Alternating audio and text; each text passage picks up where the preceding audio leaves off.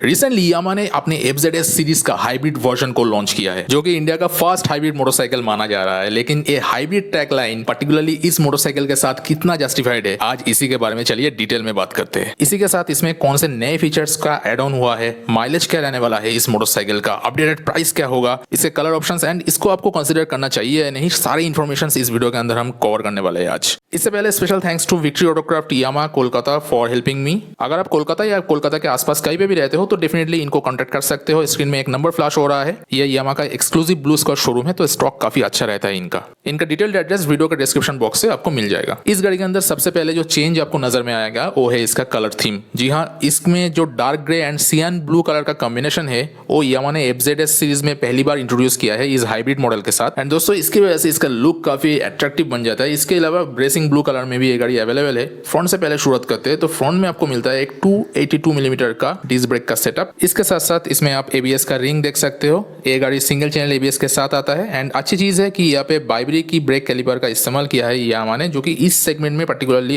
अच्छा एडिशन है। फ्रंट में आता है 100/80 17 सेक्शन का 52P रेटिंग वाला C8 Zoom Plus मॉडल का non radial tubeless tyre. Radial tyre दे देते तो बेहतर होता, लेकिन कंसिडरिंग ये एक कम्यूटर टाइप का मोटरसाइकिल है तो ग्रिपिंग वगैरह के मामले में यहाँ पे कोई भी दिक्कत आपको नहीं होने वाला है एज सच। फ्रंट टायर का थ्रेड पैटर्न कुछ इस तरीके का दिखता है, जैसे कि आप देख सकते हो। फ्रंट मडगार्ड आपको फाइबर में ही मिलेगा। जो बीच वाला हिस्सा है वो मैट ब्लैक फिनिशिंग के साथ एंड साइड वाला जो हिस्सा है वो body colour dark grey finishing के साथ इस कलर थीम में पर्टिकुलरली आपको मिलने वाला है। थोड़ा सा स्पोर्टी लुक देने के लिए साइड वाला जो हिस्सा है इस मडगार्ड का थोड़ा सा नीचे की तरफ एक्सटेंडेड होता है।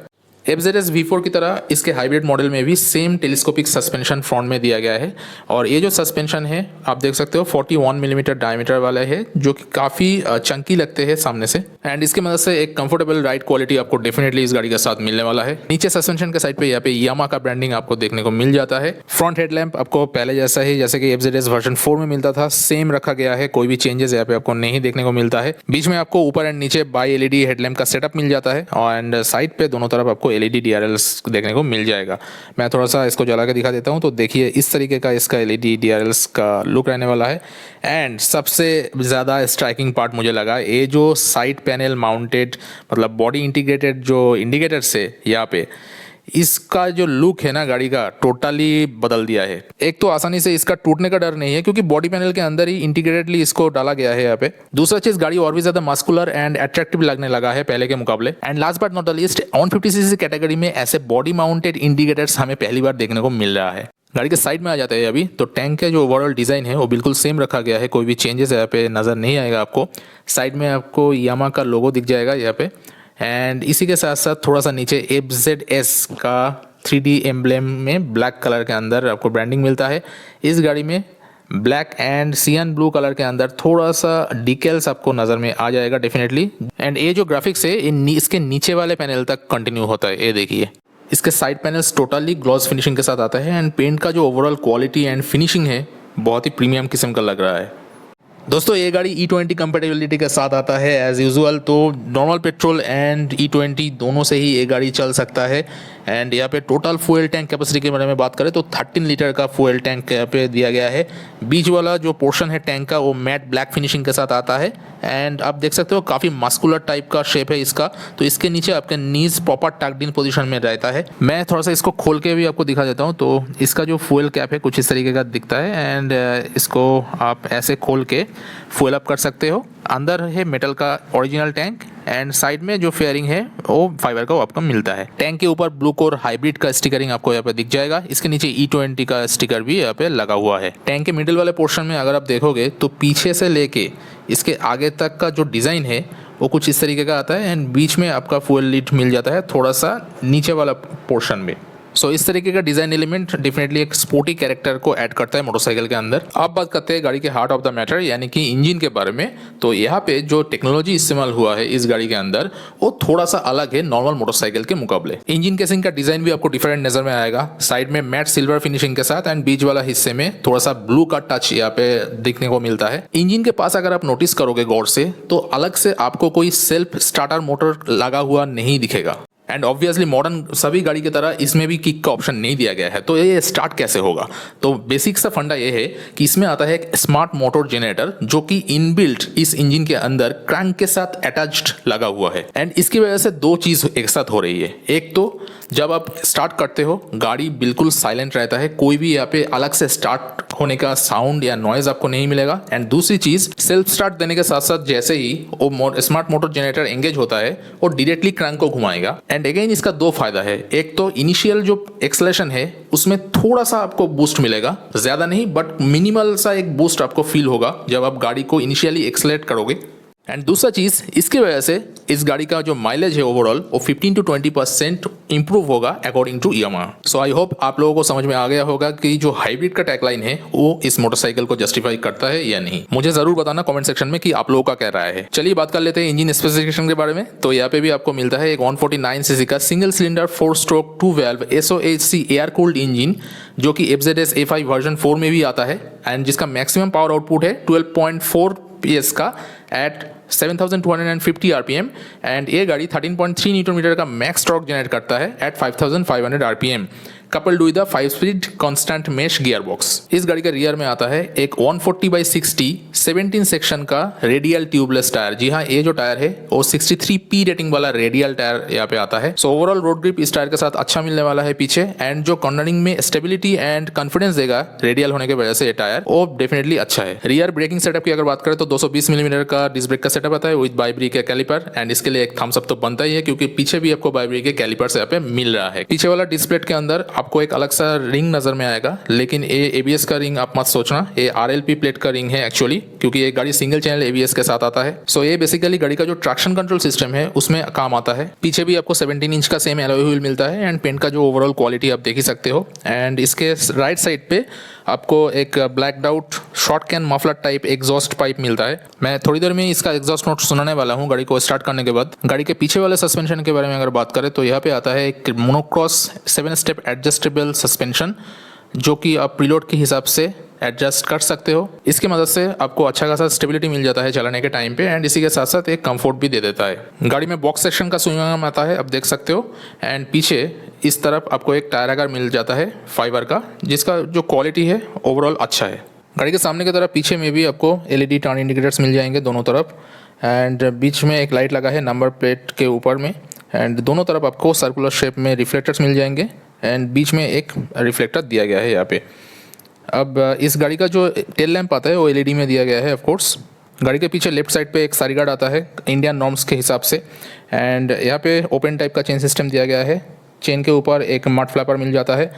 तो ओपन टाइप का चेन सिस्टम में आपको 500 या फिर हर 800 किलोमीटर्स पे चेन लूप करवाना है इसके प्रॉपर मेंटेनेंस के लिए।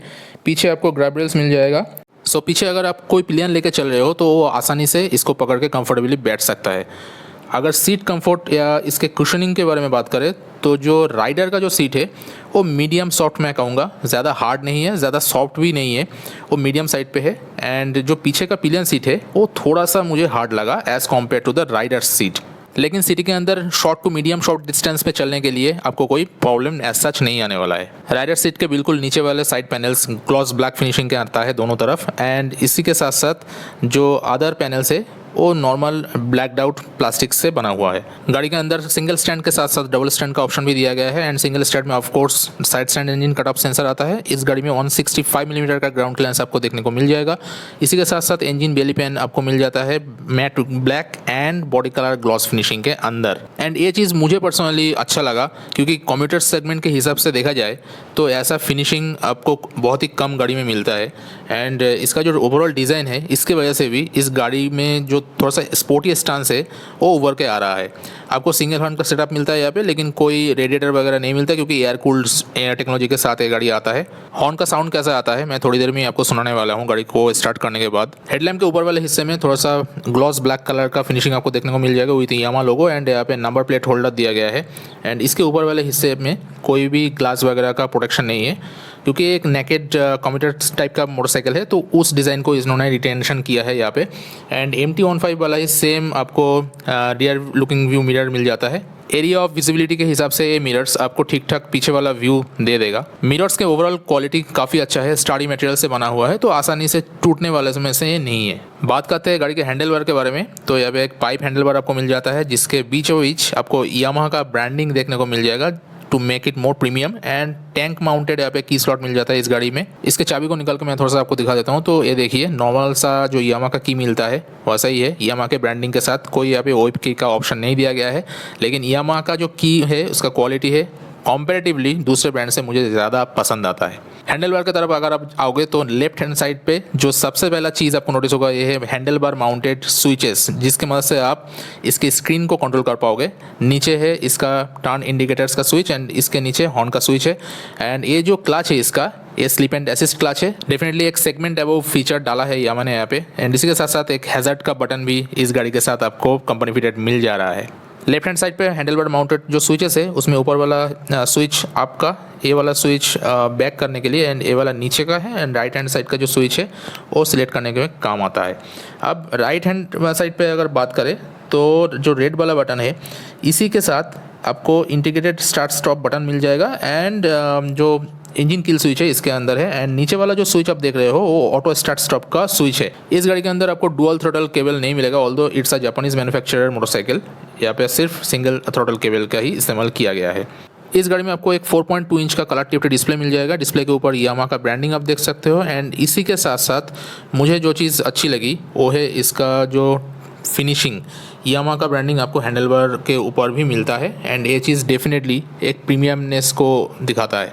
एंड इसके चाबी को आप फिर से देख लो, कुछ इस तरीके का दिखता है। एंड फिर से इसको इंसर्ट कर देते हैं। अभी गाड़ी को ये इग्निशन को ऑन करते हैं पहले, तो कुछ इस तरीके का इसका इनिशियल सीक्वेंस आने वाला है। यामाहा का ब्रांडिंग रेड कलर के अंदर दिख जाता है। एंड इसका जो ग्राफिक्स है कुछ इस तरीके का आपको मिलेगा। टेल लाइट्स के अंदर लेफ्ट हैंड साइड पे न्यूट्रल का sign and right hand side पे आपको ABS का वार्निंग मिल रहा है। इसी के साथ साथ ऊपर में आपको इंजन चेक लाइट एंड इस बाजू आपको इंजन स्टार्ट स्टॉप का जो ऑटो फंक्शन है उसका सिंबल मिल जाता है। गाड़ी के हैज़र्ड लाइट्स को मैं जब भी ऑन करूँगा तो ऐसे टेल लाइट्स के अंदर इसका इंडिकेशन मुझे मिल जाएगा। इस बटन के ज़रिए हैज़र्ड लाइट को ऑन करना है। एंड इसके जो लुक है हैज़र्ड जलने के साथ साथ मैं सामने से थोड़ा सा दिखा देता हूँ, आप लोग प्लीज़ चेकआउट करो एक बार फिर से। बहुत ही शानदार लग रहा है। एंड गाड़ी अब बताना कि मस्कुलर लग रहा है कि नहीं पहले के मुकाबले। पीछे से इसका लुक कुछ इस तरीके का रहने वाला है। आप कमेंट सेक्शन में ज़रूर बताना आपको कैसा लगा ओवरऑल जो गाड़ी का लुक है हैज़र्ड के साथ, इसके बारे में। अभी हैज़र्ड लाइट को फ़िलहाल मैं बंद कर लेता हूँ एंड चलते हैं गाड़ी के मीटर कंसोल की तरफ।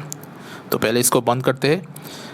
तो मीटर कंसोल की अगर बात करें तो इससे पहले मैं आपको फिर से एक बार दिखाना चाहूँगा कि ये जो मीटर कंसोल है ये इन स्विचेस की मदद से कंट्रोल होता है टोटली।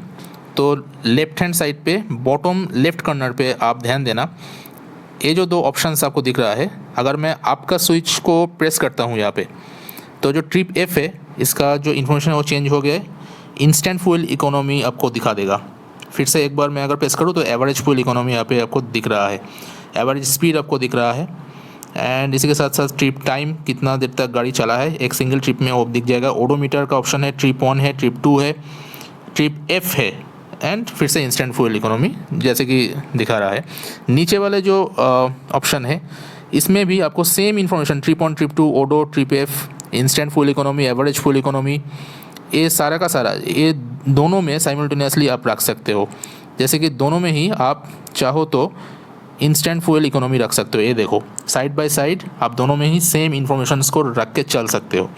तो आप अपने हिसाब से यहाँ पे कस्टमाइज़ कर सकते हो। इनिशियली यहाँ पे आपको gear position indicator left hand side पे दिख रहा होगा। एंड बीच में एक स्पीडोमीटर दिया गया है बड़ा सा।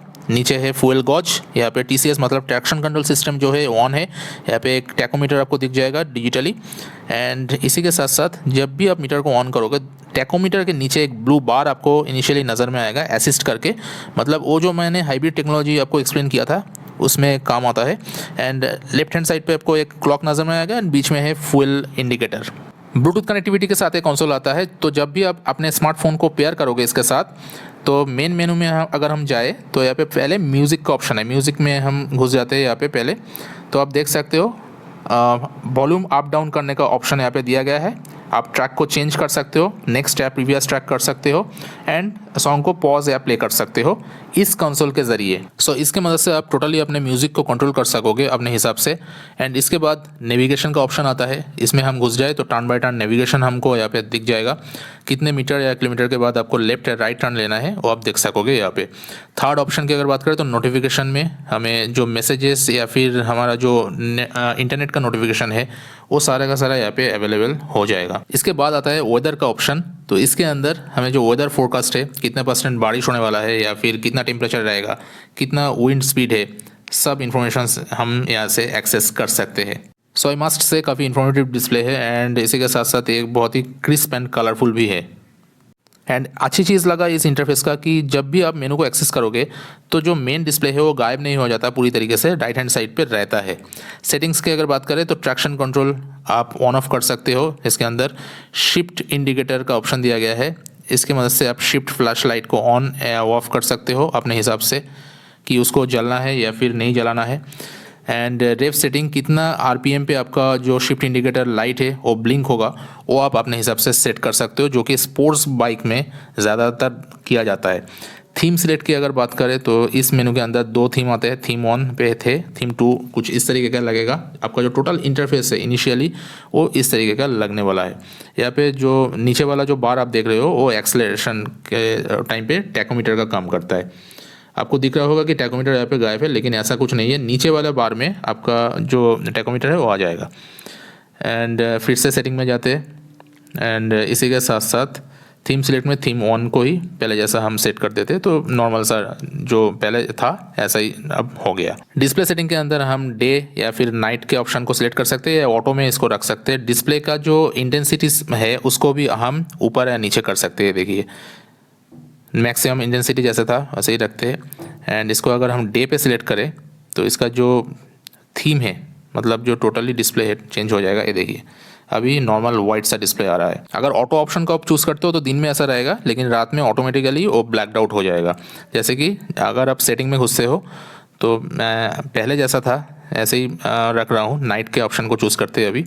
डिस्प्ले सेटिंग के बाद अगर क्लॉक के ऑप्शन में आते हैं तो ऑटो एडजस्टमेंट को आप ऑन एंड ऑफ कर सकते हो। ऑफ करने पे मैनुअल एडजस्टमेंट का एक और ऑप्शन खुलता है, जिसकी मदद से आप मैनुअली क्लॉक को एडजस्ट कर सकते हो अपने हिसाब से। इसके बाद है यूनिट में हमें डिस्टेंस, फ्यूल, टेम्परेचर, 3 चीज़ें देखने को मिलता है। डिस्टेंस में अगर हम जाए तो आप देख सकते हो यहाँ पे डिस्टेंस के अंदर किलोमीटर एंड माइल दोनों ऑप्शन दिया हुआ है, आप अपने हिसाब से सेट कर सकते हो। फ्यूल के अंदर किलोमीटर पर लीटर या लीटर पर 100 किलोमीटर, मतलब कितने लीटर लग रहा है 100 किलोमीटर जाने के लिए, ये देख सकते हो। टेम्परेचर में डिग्री सेंटीग्रेड या डिग्री फ़ारेनहाइट, अपने हिसाब से आप यूनिट को सेट कर सकते हो।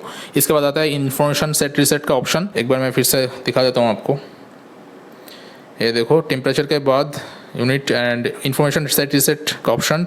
यहाँ पे आप वेरियस जो इन्फॉर्मेशन है उसको पहले जैसा अगर डिफ़ॉल्ट सेटिंग में लाना चाहते हो तो यहाँ पे रीसेट का ऑप्शन भी दिया गया है। ऑल रीसेट दबाने पे आपका जो सारा का सारा मेनू है वो एक बार में ही रीसेट हो जाएगा। सो ये था इसका इन्फॉर्मेटिव मीटर कंसोल का सारा फीचर्स। इसके अलावा अगर आपको एक डेडिकेटेड वीडियो चाहिए सिर्फ इसके इंस्ट्रूमेंट कंसोल के बारे में तो आप कमेंट में बता सकते हो। मैं कोशिश करूंगा कि एक अलग से वीडियो फ़ोन कनेक्टिविटी के साथ आपको दिखा। अगर कोई भी फीचर मैंने एक्सप्लेन करना स्किप कर दिया है तो वो भी आप बता सकते हो। बाकी चलो अभी गाड़ी को स्टार्ट कर लेते हैं एंड सुनाते हैं इसका एग्जॉस्ट नोट। आप लोग एक चीज़ नोटिस करना है, जो गाड़ी है वो पूरा साइलेंटली स्टार्ट होता है।